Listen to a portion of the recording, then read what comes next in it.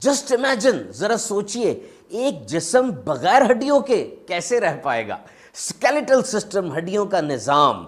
छोटे बच्चों में, इन्फेंट्स में 300 हड्डियां होती हैं, depending upon the counting of sternum. और जब इंसान बड़ा होता चला जाता है, दे फ्यूज टुगेदर, हड्डियां आपस में मिल जाती हैं और इनकी तादाद 206 से 213 तक होती है। 206 से 213 क्योंकि कुछ लोगों में उंगलियां, पसलियों की तादाद कम या ज़्यादा होती है। हड्डियां लाइट वेट होती हैं लेकिन पूरे जिस्म के वजन को अच्छे से संभाल लेती हैं। और ये हड्डियां हमारे मुख्तलिफ आज़ा की हिफाजत करती हैं, जैसे स्कल, खोपड़ी दिमाग की हिफाजत करती है। और ये जो चेहरे के खदो खाल हैं, ये जो शेप है, ये भी खोपड़ी और स्कल की वजह से होती है।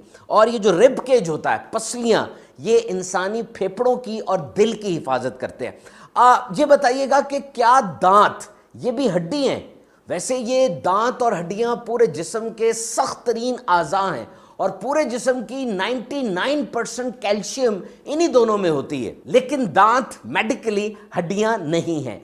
याद रहे, ये हड्डियां ये जिंदा चीजें हैं। These are the live tissues. सारी जिंदगी इनमें तब्दीली का अमल जारी रहता है और ये अपने आप को खुद रिपेयर भी कर लेती हैं। और इन हड्डियों के अंदर बोन मैरो होती है, हड्डियों का गूदा।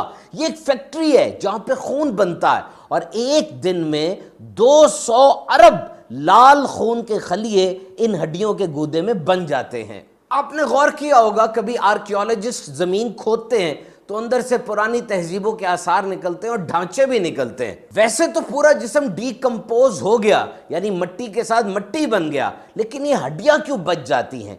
ये खास किस्म के मटेरियल से बनी होती है जिनको कोलेजन कहा जाता है और फिर कैल्शियम फॉस्फेट, ये दोनों का कॉम्बो बन जाता है, जिस वजह से हड्डियां ज्यादा देर तक जमीन में महफूज रहती हैं। और आइए अब सुन लेते हैं कि हड्डियों की मजबूती के लिए कौन सी खुराक जरूरी है।